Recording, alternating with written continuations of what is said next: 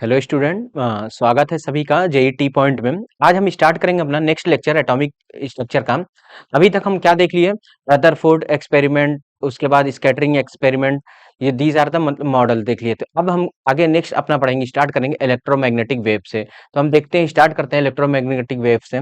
उसके पहले हम एक जैसे कि एक यूजुअल कोटेशन आपके सामने लिखा है। क्या लिखा है? अपने जीवन में एक लक्ष्य निर्धारित करो और अपने पूरे शरीर को उस एक लक्ष्य से भर दो और हर दूसरे विचार को अपनी जिंदगी से निकाल दो। यही सफलता की कुंजी है। अगर आप फोकस कर रहे हैं ना किसी चीज पे, आप फोकस करिए अच्छे से। ठीक, स्टार्ट करते हैं हम अपना इलेक्ट्रोमैग्नेटिक वेव से। अच्छा, क्या होता है? पहले हम एज यूजुअल थ्योरी, फिर उसके बाद क्वेश्चन करवाएंगे। क्या है electromagnet? According to this theory, energy transmitted from one body to another in the form of wave, and these waves travel in the space with same speed as light. These wave are known as electromagnetic wave or radiation energy. बात को समझिएगा, क्या मैंने बोला कि according to this theory, energy transmitted from one body to another in the form of wave. क्या energy का transfer हो रहा है एक बॉडी से other in the form of wave, और जो उसकी स्पीड होगी ना, क्या कि उसी की वेव की स्पीड जो होगी वो सेम एज अ लाइट होगी। इसी वेव को हम इलेक्ट्रोमैग्नेटिक वेव कहते हैं। क्या बोलते हैं? Electromagnetic wave. फिर से समझिएगा, बात क्या है कि अगर हम कहें कि अगर कोई एनर्जी का ट्रांसफर हो रहा है एक बॉडी से अनदर और in the form of wave, in the form of wave, और जो इसकी स्पीड होगी ना इन स्पीड ऑफ लाइट के बराबर होगा, स्पीड ऑफ लाइट के बराबर होगा, उसी को हम इलेक्ट्रोमैग्नेटिक वेव का नाम देते हैं। जैसे कुछ वेव्स का नाम है, जैसे radio wave, microwave, infrared, visual ray, UV, these are the electromagnetic ray. अच्छा, कुछ इसके पॉइंट्स, अगर द रेडियो, अच्छा, इस इलेक्ट्रोमैग्नेटिक वेव को electromagnetic wave also known as, also known as, known as radiant energy. इसको कभी कभी रेडियंट एनर्जी भी बोलते हैं। रेडियंट एनर्जी क्या बोलते हैं? Radiant energy. The radiant energy do not need any medium for propagation. क्या रेडियंट एनर्जी कोई, मतलब इलेक्ट्रोमैग्नेटिक वेव किसी मीडियम की जरूरत नहीं पड़ती। Second, the radiant energy have electric and magnetic field and travel eight right angle of these field. अच्छा, जो रेडियंट एनर्जी है या हम कहें कि इलेक्ट्रोमैग्नेटिक वेव है, उस वो उनमें इलेक्ट्रिक और मैग्नेटिक फील्ड दोनों होती हैं और वो हमेशा राइट एंगल पे चलती हैं। The upper most point of the wave is called crest. अभी हम फिगर जैसे देखते हैं, ये हमारे पास फिगर है, जैसे कि ये देखो, ये यहाँ पे 90 डिग्री बन रहा है। क्या 90 डिग्री? तो मतलब रेडियंट एनर्जी ऊपर नीचे चल रहा है ना, ये दीज। तो हम बोलेंगे कि जो इलेक्ट्रोमैग्नेटिक वेव है या रेडियंट एनर्जी है, वो हमेशा क्या है, 90 डिग्री पे होते हैं। और ऊपर वाले पार्ट का नाम क्या देते हैं? क्रेस्ट, और नीचे वाले का ट्रफ। क्या देते हैं? ट्रफ। ठीक, इतनी बात क्लियर है। ये फिगर ये हमको बता रहा है कि जो इलेक्ट्रोमैग्नेटिक वेव है, क्या जो इलेक्ट्रोमैग्नेटिक वेव है वो वो हमेशा 90 डिग्री पे होते हैं। क्या 90 डिग्री पे प्रोपोगेट करते हैं? 90 डिग्री पे प्रोपोगेट करते हैं। अच्छा, कुछ टर्म है इलेक्ट्रोमैग्नेटिक वेव में, हम कुछ टर्म में पढ़ेंगे जो हमको क्वेश्चन करने में आसान होगी। जैसे हम स्टार्ट करते हैं वेवलेंथ। अगर हम स्टार्ट करते हैं वेवलेंथ, वेवलेंथ क्या होता है? लेमडा। क्या होता है? लेमडा। दो पार्ट से अगर बात करें, वेव लेंथ मतलब लेंथ। क्या लेंथ को जैसे मीटर में नापते हैं, यहाँ वेव की चीजें हैं तो माइक्रो यूनिट्स में नापी जाती हैं। तो वेव की लेंथ कितनी, उसको वेव लेंथ बोलते हैं। होता क्या है, अगर हम कहें इस फिगर में distance between any two curve या फिर distance between any two crest is known as wavelength. अरे भाई, वेव कितना ट्रेवल किया उसी तो वेवलेंथ, वही तो बता रहे, यहां से यहां के बीच का डिस्टेंस वेवलेंथ। या तो दो नीचे नीचे का जिसको हम टर्फ नेम देते हैं, और या फिर ऊपर का क्या नाम देते हैं? उसको क्रेस्ट। उसी को हम क्या बोलते हैं? वेवलेंथ। जैसे डिफाइन भी है, it is defined as the distance between two nearest crest और trough. It is measured in the term of angstrom. किसमें नापा जाता है? एंगस्ट्रॉन या पिकोमीटर या नैनोमीटर में। तो हम बोल सकते हैं कि distance between any two crest और distance between any trough is called a wave length, is called a wave length.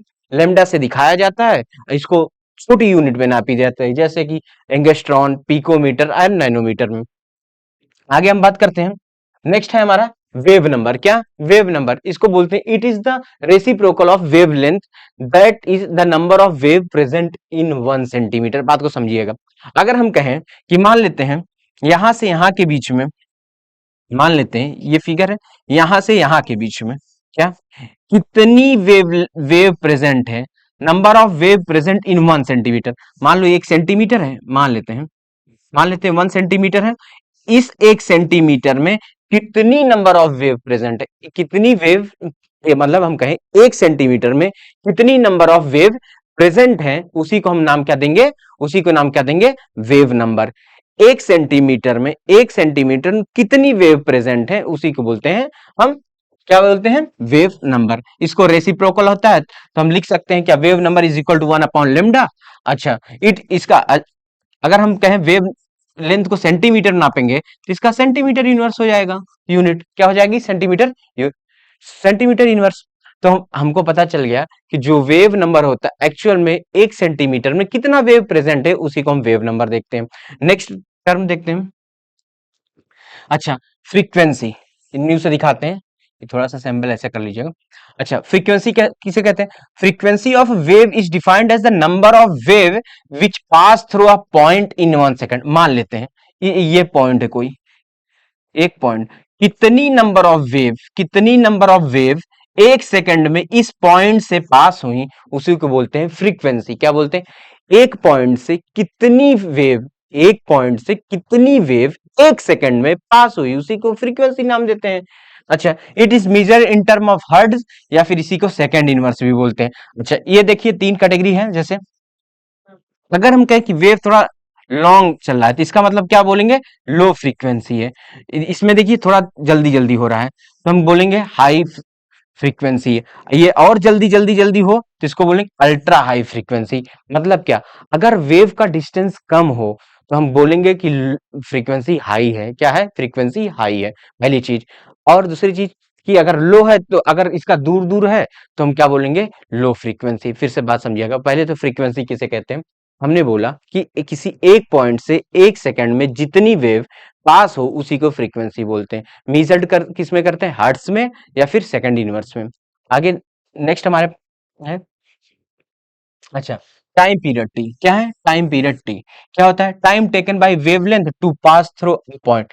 मान लेते हैं कोई एक पॉइंट से, क्या, किसी एक पॉइंट से किसी एक पॉइंट से कितना वेव पास हुआ, कितने समय में, कोई पॉइंट है, यहां से वेव चला, इस पॉइंट को पास करने में कितना टाइम लिया, उसी को हम क्या बोलेंगे, उसी को क्या बोलेंगे हम, टाइम पीरियड। फिर से बात को समझिएगा, हम कहें किसी एक पॉइंट से किसी एक पॉइंट में वेव कितना समय में पास हुआ, किसी एक पॉइंट से वो वेव कितने समय में पास हुआ, उसी को क्या बोलेंगे, टाइम टेकन बाय वेव। अच्छा, time taken bye, it is the reciprocal of frequency, it is the reciprocal of frequency. आगे आगे है वेलोसिटी। क्या है, velocity, velocity of a wave is defined distance. अच्छा, सिमिलरली डिस्टेंस अपॉन टाइम, कितना distance travel हुआ wave, कितने time में, कितनी डिस्टेंस ट्रेवल हुआ कितने टाइम में, उसी को हम वेलोसिटी बोलते हैं, उसी को वेलोसिटी बोलते हैं, 1 सेकंड में। फिर है amplitude, amplitude of wave defined as the height of the crest और डेप्थ ऑफ। अच्छा, हम कहें कि किसी की एम्पलीट्यूड हाई है या लो है, इसका मतलब क्या, कि जो इसकी मीन एक्सिस से अगर हम कहेंगे हाई है तो इसका एम्पलीट्यूड ज्यादा होगा, और इसकी डेप्थ भी, मतलब इसकी इसकी डेप्थ भी ज्यादा होगा।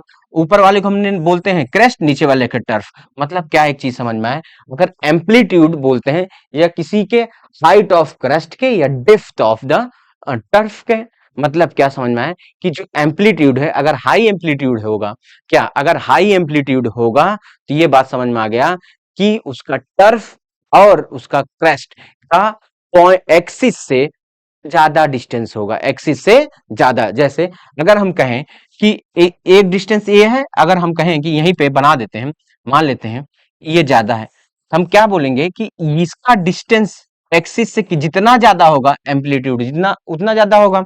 अगर हम कहें नीचे कितनी ज्यादा होगी, क्या चीज, टर्फ, टर्फ को नीचे बोलते हैं, जितनी ज्यादा नीचे होगा उसी को बोलेंगे हाई एम्पलीट्यूड। मतलब क्या, एम्पलीट्यूड बोलता है कि वेव कितना ऊपर या नीचे हो रहा है एक्सिस से या मीन पोजीशन से कह सकते हैं, उसी को हम क्या बोलते हैं, एम्पलीट्यूड। क्या बोलते हैं, एम्पलीट्यूड। नेक्स्ट है हमारे पास अब इलेक्ट्रोमैग्नेटिक वेव और रेडिएंट एनर्जी के बारे में।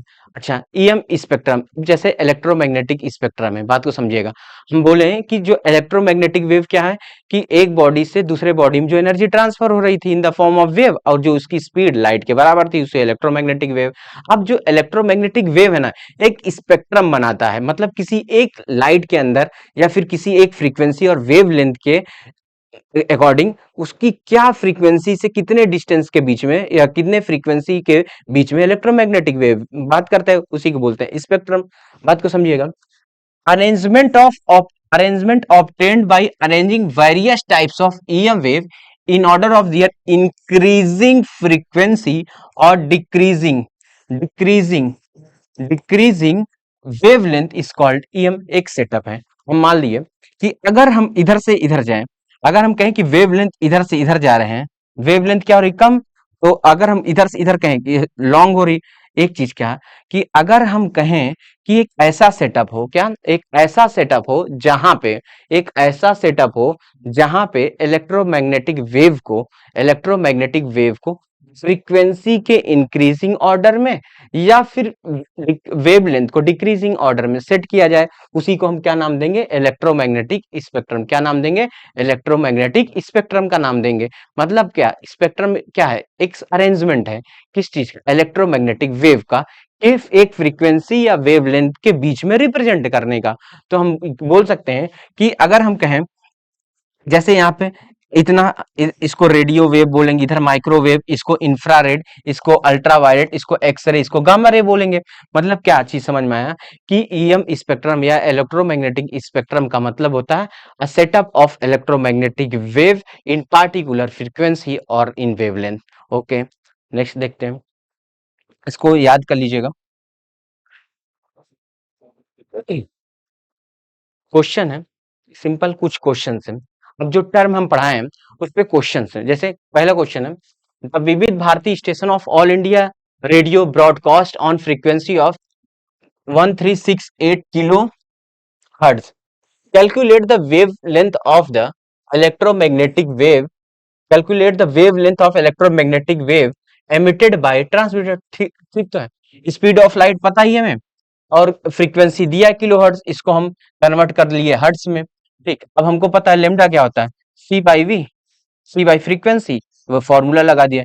सी की वैल्यू दिया है, ये 10 की पावर 8 है, ये 10 की पावर 8 है, ये डिवाइड कर दिया फ्रीक्वेंसी से, इतना मीटर वेवलेंथ आ गया, 219.3 मीटर। मतलब क्या, सिंपल फॉर्मूला अगर पूछा जाए, लेमडा का फॉर्मूला है, एक नोट ही कर लीजिए आप लोग, ये फॉर्मूला आ गया क्या, lambda is equal to speed, sorry, lambda is equal to c by frequency, c by frequency. ये फॉर्मूला आप लोग नोट कर लीजिएगा, क्या, ये फॉर्मूला नोट कर लीजिएगा। नेक्स्ट क्वेश्चन हम देखते हैं। नेक्स्ट क्वेश्चन हमारे पास है, पूछ रहा है कैलकुलेट द वेव नंबर, फिर से calculate the wave number in centimetre and frequency of yellow radiation. Wave number पूछ रहा है, frequency of yellow radiation have wavelength of 5800 angstrom, बताना है। तो भाई वेव नंबर हमें पता है, क्या वेव नंबर क्या होता है, 1/λ होता है। तो ठीक है, लेमडा की वैल्यू दी है तो 1/5800 कर लिए। और अब क्या पूछ रहा है भाई, फ्रीक्वेंसी पूछ रहा है, तो ये हमारी, तो हमारा लेमडा आ गया, सॉरी वेवलेंथ, हमारा वेव नंबर आ गया। अब वेव नंबर आ गया तो हमको जब वेव नंबर पता है तो हमको वेव नंबर तो हमको पता है कि जो वेव नंबर होता है, सॉरी, वेव नंबर होता है वो 1/λ। यहाँ से हमारा क्या वैल्यू निकल गई, यहाँ से हम कैलकुलेट कर लेंगे तो हमारे पास 17254.371 पर सेंटीमीटर आ जाएगा। भाई पर सेंटीमीटर है ना, सेंटीमीटर इनवर्स, या फिर इसको ऐसे लिख लीजिए सेंटीमीटर इनवर्स, इसको भी सेंटीमीटर इनवर्स कर लीजिए। तो हमको बात समझ में आ गया कि सीधे सीधे फॉर्मूला, सिंपल फॉर्मूला है कि जो वेव नंबर होता है वो 1/λ होता है। आगे नेक्स्ट देखते हैं। क्वेश्चन है, a particular radio station broadcast a frequency of 1120 kilohertz, another radio station broadcast at frequency of 987 megahertz. देखिएगा किलो हर्ट्ज और megahertz. What are the wavelength of the radiation. अच्छा, दो frequency दिया है, दोनों frequency से आपको अलग अलग लेमडा निकालना है। तो फॉर्मूला हमको पता है सी बाई फ्रीक्वेंसी, तो यहां से लगा दिया 3 × 10⁸, ये 3.10⁸ मीटर पर सेकंड डिवाइड बाई इतना क्या किलो हर्ट्ज था, तो आंसर आया इसका 267.86 मीटर। सेकंड स्टेशन की अगर मैं बात करूं तो lambda is equal to c by v, तो यहाँ फिर 10⁸ रख दिया सी की वैल्यू, और फ्रीक्वेंसी की वैल्यू इस बार मेगा हर्ट्ज, तो 10⁶ होगा यहाँ पे, इसको सेकंड इनवर्स कर लीजिए, ठीक। इसकी वैल्यू आ गई 3 पॉइंट इतना मीटर, दोनों का निकल गया, ठीक। बात समझ में आया? क्या समझ में आया कि एक ही फॉर्मूला यहाँ पे काम कर रहा है, lambda is equal to c by frequency, ये चीज आपको याद करना है। आगे आगे नेक्स्ट क्वेश्चन है हमारे पास, how long would it take a radio wave of frequency 6 × 10⁻³ second inverse to travel from Mars to Earth, Earth a distance of इतना, अच्छा सीधा सीधा हमको क्या पता है, time is equal to distance upon velocity, तो हमको टाइम निकालना है, तो डिस्टेंस की वैल्यू 8 × 10⁸ 10 मीटर, मीटर में, अब वेलोसिटी की वैल्यू मतलब speed of light into 3 × 10⁸ metre per second, metre से मीटर कटा, टाइम की वैल्यू आ जाएगी 4 मिनट 26 सेकेंड, क्या आ गया 4 मिनट 26 सेकेंड, आंसर क्या आया 4 मिनट 26 सेकेंड। सिंपल क्वेश्चन था, बस वही करवा रहे हैं डिस्टेंस पे। नेक्स्ट क्वेश्चन, नेक्स्ट थ्योरी हमारा है प्लैंक्स क्वांटम थ्योरी, बहुत क्वेश्चन आते हैं जेईई मेंस में इस पे, एक बार इसको बस पहले थ्योरी बाद में देखिए कवर कैसे कराएंगे, एक बार पहले थ्योरी अच्छे से हो जाए, कुछ कुछ बीच में क्वेश्चन भी, फिर उसके बाद लास्ट में जो लास्ट लेक्चर लिया जाएगा आप लोग को, तो ये क्लियर हो जाएगा कि उसमें प्रीवियस ईयर क्वेश्चन करवाऊंगा। प्रीवियस ईयर कैसे, एक बार हमारी थ्योरी अच्छे से कंप्लीट रहेगी, तो थ्योरी कंप्लीट रहेगी तो प्रीवियस ईयर क्वेश्चन करने में अच्छा लगेगा, क्योंकि हमको भाई थ्योरी चीजें पता रहेगी ना, फॉर्मूले पता होंगे, तो एटलीस्ट आप लोग को 10 ईयर का तो क्वेश्चन तो करवाएंगे ही प्रीवियस ईयर में। क्वेश्चन हमारा नेक्स्ट टॉपिक है हमारा प्लैंक्स क्वांटम थ्योरी, क्या है प्लैंक्स क्वांटम थ्योरी, प्लैंक्स में कुछ थ्योरी दी थी, देखते हैं क्या उन्होंने बोला था। पहला उन्होंने कुछ पॉइंट्स दिया था, द रेडियंट एनर्जी, इसी को इलेक्ट्रोमैग्नेटिक वेव बोलते हैं ना, emitted or absorbed by body not continuously but discontinuously in the form of small discrete packet of energy and these packet are called quantum।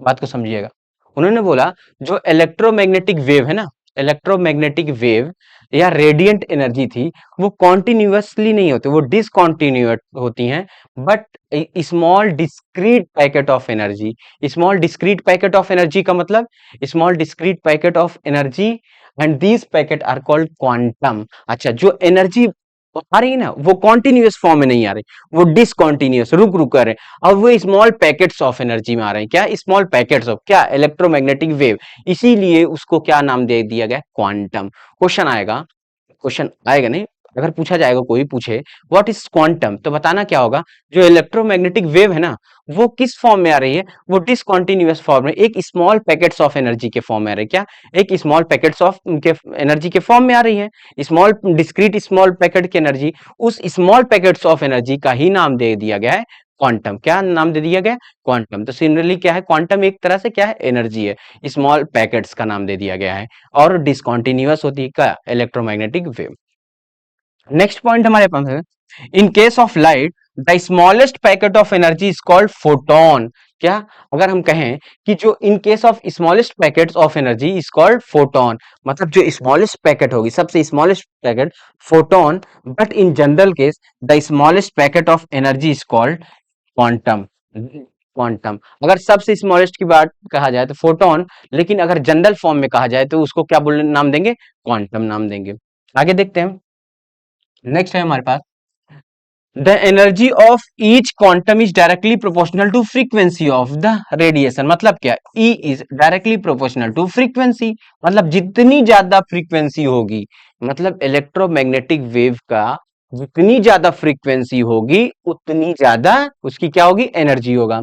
Second, total amount of energy transmitted from one body to another will be some integral multiple of energy of a quantum, मतलब एक चीज उन्होंने बोला कि जो energy होंगी ना वो कुछ इंटीग्रल मल्टीपल में होंगी। इंटीग्रल का मल्टीपल का मतलब जैसे अगर हम कहें 1 2 3 पॉइंट में नहीं, 0.5 नहीं, 0.6 नहीं, 1 2 3 डॉट डॉट में के फॉर्म में होगा।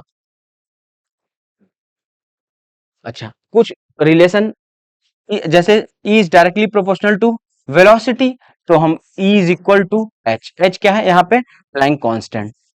ये फॉर्मूला इंपॉर्टेंट है, ये फॉर्मूला इंपॉर्टेंट है, आप लोग देख लीजिएगा। E क्या है? फोटॉन्स की एनर्जी, H प्लैंक कौन सा? Speed of light, lambda photons की वेवलेंथ, ये क्या है? फ्रीक्वेंसी। नेक्स्ट देखते हैं। अच्छा, क्वेश्चन है calculate the energy of photon. क्या क्या है? एनर्जी ऑफ फोटोन कैलकुलेट करना है। Sodium light of wavelength, sodium light की वेवलेंथ दिया है इन जूल्स। अच्छा, लेमडा दिया है हमको, और हमको स्पीड ऑफ लाइट पता है। इसको यार ऐसे कर लीजिए, c is equal to 3 × 10⁻⁸ metre per second. Question क्या? E is equal to h c by lambda है। हम फॉर्मूला अभी तो लगाए थे, E क्या? H c, h frequency. अब फ्रीक्वेंसी क्या लिख सकते हैं? एच सी बाई लेमडा तो लिख सकते हैं, यही तो। एच की वैल्यू रख, सी की वैल्यू और लेमडा की वैल्यू कैलकुलेट करके जूल्स में क्या आ गया? 3.3 इंटू 10⁻−10, 3.3 इंटू 10⁻−10 जूल आ गया। ठीक, क्या आया? ये एनर्जी, यही तो पूछा था, कैलकुलेट द एनर्जी। तो यहाँ पे हम कहूंगा कि एक फॉर्मूला है, आप नोट कर लीजिएगा, अभी लिखे थे, is equal to h lambda, या फिर इसको लिख सकते हैं एच सी बाई लेमडा। इतना आप लोग कर लीजिएगा, इतना आप लोग नोट कर लीजिएगा, इस पे ही क्वेश्चन आएंगे। नेक्स्ट क्वेश्चन है हमारा, क्वेश्चन है हमारे पास, calculate the frequency and energy of photon of wavelength 4000 angstrom. 4000 angstrom, तो हम बताएं लेमडा इज इक्वल टू 4000, इसको मीटर में 10⁻−10 से मल्टीप्लाई। अब हमको फिर वही frequency is equal to c by lambda वाला फॉर्मूला लगा दिए, तो यहाँ से हमको फ्रीक्वेंसी की वैल्यू आ गई 7.5 इंटू 10⁻14 पर सेकेंड। अब हमको निकालना क्या है? एनर्जी निकालना। Is equal H h mu, तो एच की वैल्यू 6.6 इंटू 10⁻34, और लेमडा फ्रीक्वेंसी की वैल्यू यहाँ पुट कर दिए, तो हमारे पास आ गया एनर्जी क्या? 4.96 इंटू 10⁻19 जूल। 4.96 into 10⁻19 joule. देखिए एज इट इज है, आप लोग इसको पीडीएफ आप लोग को मिल जाएगा टेलीग्राम चैनल पे, हमारे जेईटी पॉइंट नाम से है, तो आप लोग टेलीग्राम से पीडीएफ डाउनलोड कर सकते हैं। ठीक है, नेक्स्ट क्वेश्चन है हमारे पास। अच्छा, which has higher energy? Question, a photon of violet light with wavelength 4000 angstrom, a photon of red light with wavelength 7000 angstrom. अच्छा, दो वेवलेंथ दिया है, क्या दिया है? दो वेवलेंथ दिया है, पूछ रहा है किसकी किसकी एनर्जी ज्यादा होगी, तो भाई ठीक है, E of violet h c by mu, h c by mu का formula h c by is equal to h, h mu होता है ना, is equal to h c by lambda, इसको लेमडा कर लीजिए थोड़ा सा, लेमडा। तो यहाँ से हम लेमडा की वैल्यू हमको पता है, रख दिए, एच की वैल्यू पता है, सी की वैल्यू पुट कर देंगे दोनों में। तो एक की वैल्यू आ गई 4.97 इंटू 10⁻19, और ई ऑफ रेड 2.8 इंटू 10⁻19 जूल। तो ई ऑफ रेड की वैल्यू कम है, ई ऑफ वायलेट की ज्यादा है, तो एनर्जी किसकी ज्यादा? वॉयलेट की। एनर्जी किसकी ज्यादा? वॉयलेट की। नेक्स्ट देखते हैं, नेक्स्ट क्वेश्चन है, some important formula, this model was based on. अच्छा, कुछ इंपॉर्टेंट फॉर्मूला। अच्छा, हम अभी तक अब देख रहे हैं, हमारा नेक्स्ट लेक्चर है, मतलब नेक्स्ट टॉपिक है बोर एटॉमिक मॉडल। क्या है? Bore atomic model. अच्छा, बोर ने कुछ, जैसे क्वांटम थ्योरी आए, प्लैंक्स क्वांटम ने बताया कि एनर्जी डायरेक्टली प्रोपोर्शनल टू क्या है? फ्रीक्वेंसी। वैसे बोर ने भी कुछ थ्योरी दिया, जैसे उनकी थ्योरी, पहला, this model was based on quantum theory of radiation. Question आता है कभी कभी कि बोर्स का मॉडल किस पे बेस्ड है, क्या बताना है? Quantum theory of radiation and classical law of physics, and classical law of physics. Bohr model is applicable only for single electron. अच्छा, बोर ने बोला कि इनका जो मॉडल था वो सिंगल इलेक्ट्रॉन स्पीसीज के लिए था। Bohr model is based on particle nature of electron, किसके बेस पे था? पार्टिकल नेचर ऑफ इलेक्ट्रॉन के बेस पे था। अच्छा, अब इनके कुछ डायरेक्ट इन्होंने कुछ रिजल्ट दे दिए थे, जैसे इनका कुछ पोस्टुलेट था, बहुत इंपॉर्टेंट। पहला पोस्टुलेट क्या था? Atom has a nucleus where all proton and neutron present. ये चीज हम आगे भी पढ़ लिए थे कि जहां न्यूक्लियस में ही प्रोटॉन और न्यूट्रॉन प्रेजेंट होते हैं। The size of nucleus is very small and it is present at the centre of, as compare whole atom. Size of nucleus small था, मैंने बताया था आगे। सेकंड पोस्टुलेट क्या? negatively charged electron revolve around the nucleus in the same way as the planet revolve around the sun. जैसे planet revolve around the sun करते हैं वैसे इलेक्ट्रॉन भी क्या एक फिक्स्ड ऑर्बिट में रिवॉल्व करता है. The path of electron is circular, circular का नाम दिए थे. The attraction force electrostatic force between nucleus and electron is equal to the centrifugal force of. मतलब कि इलेक्ट्रॉन अगर मूव कर रहा है ना एक फिक्स्ड ऑर्बिट पे तो कोई एक फोर्स होगा जिसका नाम हम लोग क्या दिए थे, सेंट्रीफ्यूगल फोर्स. तीसरा पोस्टुलेट उनका है कि electron can revolve only those orbit. Important है तीसरा पोस्टुलेट, इंपॉर्टेंट है तीसरा पोस्टुलेट, इंपॉर्टेंट है. क्या? Electron can revolve only those orbit in which angular momentum of electron is integral multiple of h upon 2 पाई. मतलब क्या उन्होंने बोला कि मान लो ये न्यूक्लियस है, एटम, ये ऑर्बिट है. हम कहें कि इलेक्ट्रॉन जो रिमूव कर रहा है, इलेक्ट्रॉन जो रिमूव कर रहा है, इलेक्ट्रॉन जो रिमूव कर रहा है, इलेक्ट्रॉन जो रिमूव सॉरी मूव कर रहा है एक फिक्स्ड ऑर्बिट में, वो एक इंटीग्रल मल्टीपल में होगा. जैसे h अपॉन 1h/2 पाई, या फिर उसके बाद 2h/2 पाई, 3h/2 पाई, 5h/2 पाई. तो नहीं पॉसिबल है, तो नहीं पॉसिबल है. वही लिखे कि इलेक्ट्रॉन एक फिक्स्ड ऑर्बिट में मूव करता है जो एक इंटीग्रल मल्टीपल h/2 पाई के फॉर्म में है. चौथा postulate, angular momentum can have value such. अच्छा वही तो बताएं, एंगुलर मोमेंटम की value 1h/2 pi, 2h/2 pi, 3h/2 pi, 4h/2 pi, but can not be fraction. Fraction में उसकी वैल्यू नहीं होगी.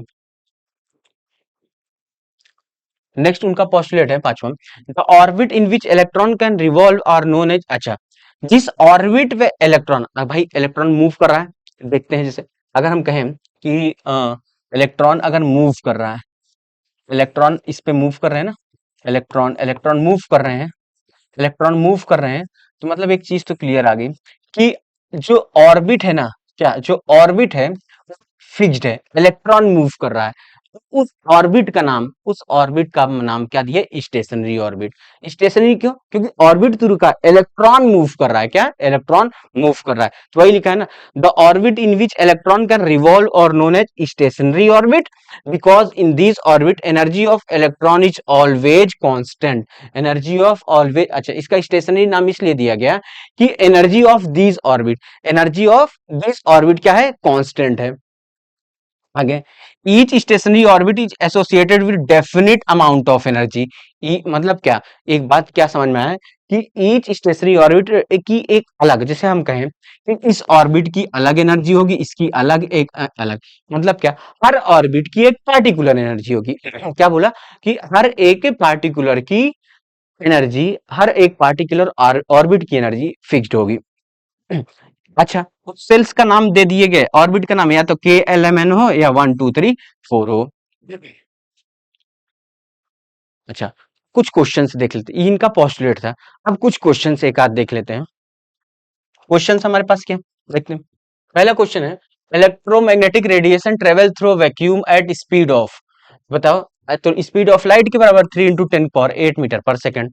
नेक्स्ट क्वेश्चन हमारे पास है, क्वेश्चन हमारे पास है कि electromagnetic radiation travel through vacuum, sorry is select incorrect statement. पहला है, every object emit radiation whose predominant frequency depend on its temperature.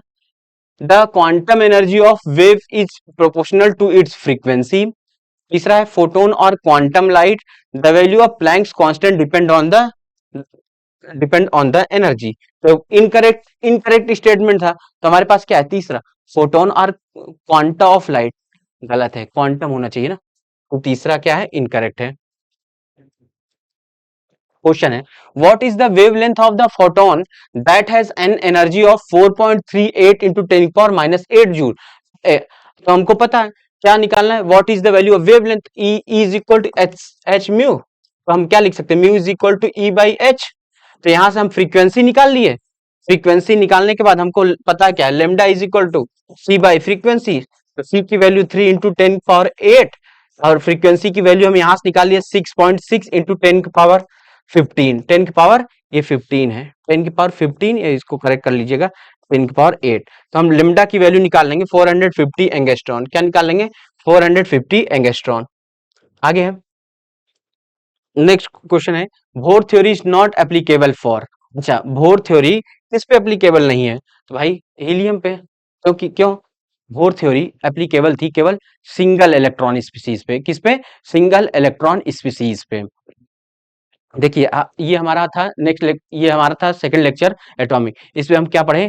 Quantum और बोर्स मॉडल। इसके कुछ क्वेश्चंस करा दिए। आगे जो हम पढ़ेंगे नेक्स्ट लेक्चर में हम क्या पढ़ेंगे? पार्ट थर्ड, उसमें पढ़ेंगे मतलब एप्लीकेशन ऑफ बोर्स मॉडल पढ़ेंगे। अभी तक आप लोग क्या करिएगा, इसका पीडीएफ डाउनलोड कर जाएंगे। क्वेश्चंस पूरे एक बार थ्योरी जैसे कंप्लीट हो जाएगी, हम 10 साल के प्रीवियस ईयर क्वेश्चन पूरे होंगे जेईई मेंस के। आज के लिए थैंक यू।